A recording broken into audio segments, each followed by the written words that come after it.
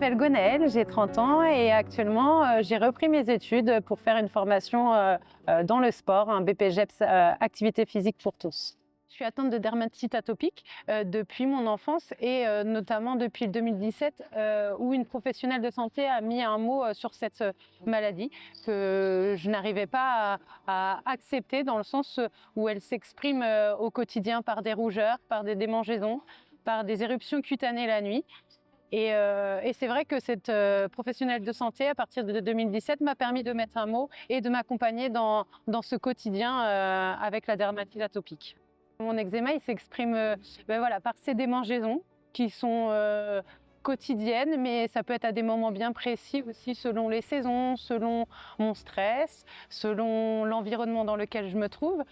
Mais c'est aussi la partie aussi tout traitement où je dois me mettre de la crème tous les jours sur l'ensemble de mon corps pour hydrater et pour soigner aussi les plaies que je peux avoir sur mon corps. Et c'est aussi la nuit, parce qu'on parle de la journée, mais il y a aussi la nuit où je peux avoir des éruptions cutanées qui se manifestent notamment par des démangeaisons. Et je fais souvent le parallèle avec des volcans où il y a une éruption et du coup, je sue beaucoup et ça mouille l'ensemble de mon lit. Donc ça fait partie de mon quotidien, en tout cas avec l'eczéma. Je ne vais pas dire que c'est tous les jours, mais ça varie en fonction de plein d'éléments, de plein de facteurs de ma vie. Il y a toute une partie psychologique qu'on ne parle pas forcément d'ailleurs dans notre maladie, mais il y a aussi bien dans notre vie professionnelle où il faut s'adapter en fonction des produits qu'on peut utiliser. Enfin, je le vois dans mon ancien travail où je devais faire attention aux produits ménagers qu'ils utilisaient, je devais mettre des gants. Mais c'est aussi le regard, enfin moi je dirais plus c'est le regard des autres en fait qui est le plus marquant dans le sens où on vient souvent m'interroger sur pourquoi j'ai le visage rouge, pourquoi je me démange. C'est des questions qui sont répétitives mais qui font partie aussi de notre quotidien et que c'est pas le plus simple à gérer quand on n'accepte pas forcément et qu'on n'accepte pas notre maladie, mais aussi qu'on a une certaine honte du regard qu'on peut porter sur nous. Donc ça fait partie du processus de la maladie qu'il faut apprendre à gérer au quotidien. Au quotidien, du coup, je fais beaucoup de sport et notamment de la course à pied et du crossfit. Le sport m'a permis en tout cas de pouvoir m'exprimer et me montrer.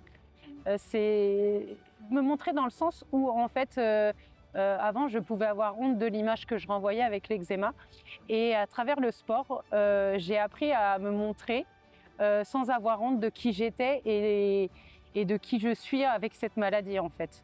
Et du coup c'est vrai que le sport a pris une place très importante dans ma vie, elle est quotidienne, mais c'est le moyen en tout cas de pouvoir m'exprimer et de pouvoir me libérer de tout ça. C'est vrai que le sport et l'eczéma c'est pas toujours simple à gérer dans le sens où, notamment avec la transpiration, je sais que directement quand je finis le sport, je dois directement prendre une douche parce que ça me démange le corps. Et surtout quand on va dans des salles, l'environnement n'est pas forcément toujours adapté à ma peau. Donc je me fais des petites astuces où avant déjà je me prépare, je mets toujours mes crèmes avant le sport et ensuite après le sport je vais directement à la douche. Mais c'est des petites choses mais qui deviennent habituelles dans le sens où pour moi ça devient plus des contraintes. Enfin, pour moi il n'y a pas de limite dans le sens où je sais que ça me fera du bien là, au final. Donc je ne m'impose pas de limite forcément par rapport à l'eczéma et le sport. Enfin, cet exutoire du quotidien, ça me permet de ne pas penser, de ne plus penser à toutes les contraintes que je dois avoir au quotidien.